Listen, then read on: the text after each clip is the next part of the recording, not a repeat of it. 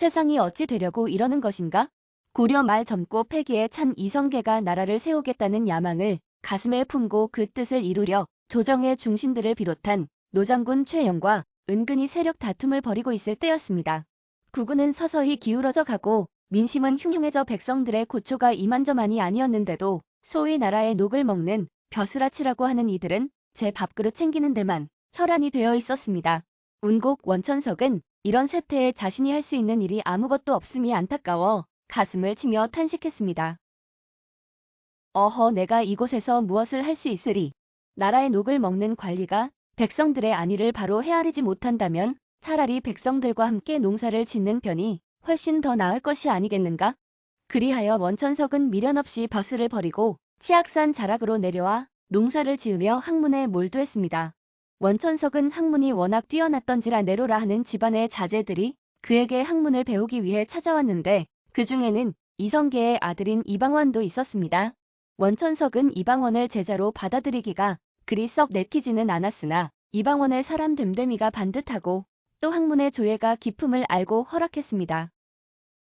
아비는 비록 권력에 빠져있다 하나 방원이는 그렇지 않을 거야. 원천석은 그렇게 생각하며 이방원을 열심히 가르쳤습니다. 그러나 훗날 원천석의 기대와는 달리 방원은 아버지 이성계가 고려의 충신들을 제거하고 조선을 개국할 때 공로가 제일 크고 높았습니다. 이 소식을 접한 원천석은 씁쓸해한 마음을 숨길 수가 없었습니다. 내 방원이만큼은 그렇지 않으리라 믿었거늘. 아, 슬프도다. 세상은 하루가 다르게 무섭게 변해갔습니다. 이방원은 왕자의 난을 2번이나 일으키고 왕위에 올랐습니다. 내가 잘못 가르쳤구나.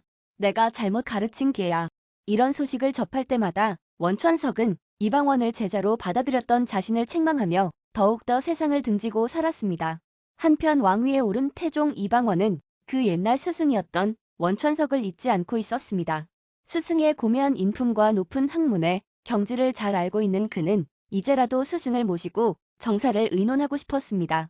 태종은 스승이 칩거하고 있는 치악산으로 신하를 보냈습니다.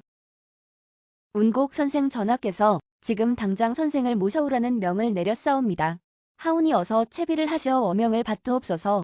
한양에서 내려온 신하들은 원천석에게 허리를 굽히며 말했습니다. 그러나 원천석의 입에서 나온 말은 뜻밖이었습니다. 여기까지 오시느라 고생이 많으셨소. 하지만 고려 왕조를 모시던 몸이 어찌 새 나라의 임금을 모실 수 있겠소. 돌아가서 나는 갈 수 없노라 아르시오. 신하들은 어명을 받들기를 2번 3번 권하였으나 원천석은 이를 거절하고는 방으로 들어가 문을 닫아버렸습니다.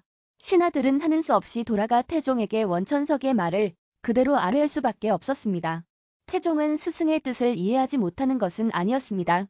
그러나 그대로 두기에는 너무나 아까운 인물이었습니다. 태종은 계속해서 신하들을 보냈으나 매번 거절당하고 말았습니다.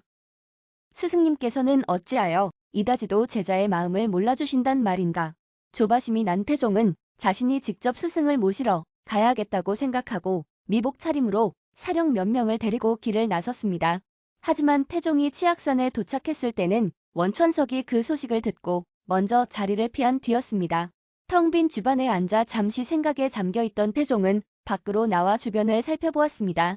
스승의 흔적을 찾아 이리저리 두리번거리던 태종의 눈에 시냇가에서 빨래를 하고 있는 노파가 보였습니다. 태종은 노파에게 다가가 물었습니다.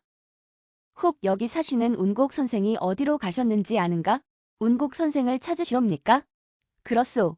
선생 말씀이 오늘 태백산으로 나들이 가신다 하더이다.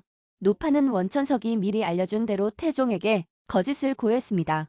그제서야 스승이 자신을 피해 어디론가 숨은 것을 눈치챈 태종은 탄식하며 말했습니다. 그렇게도 이 미련한 제자를 받아줄 수 없단 말씀이신가? 태종은 그래도 그냥 돌아가기가 아쉬워 근처 바위에 걸터 앉아 스승이 나타나기를 기다렸습니다. 하지만 원천석의 모습은 끝내 보이지 않았습니다. 위협해가지고 산자락에 어스름이 내릴 무렵에서야 태종은 스승의 뜻을 깊이 새기며 산속 어디쯤 계실 스승을 향해 큰 절을 올리고는 한양으로 돌아왔습니다. 태종이 앉아서 원천석을 기다리던 바위를 일러 사람들은 주필대라 하였고 후에 이름을 바꿔 태종대라 했습니다. 훗날 상황의 자리로 물러난 태종은 다시 한번 스승인 운곡을 청했습니다. 더 이상 거절하기 어려웠던 원천석은 태종을 아련하기 위해 입궐했는데 의관이 아닌 하얀 상복 차림이었습니다. 그것은 태종이 형제들과 벌인 사륙에 대한 말없는 항해였습니다. 더 이상 원천석을 설득할 수 없다고 여긴 태종은 그 자식에게 벼슬을 주어 스승에 대한 감사의 예를 대신했다고 합니다. 끝까지 시청해주셔서 감사합니다.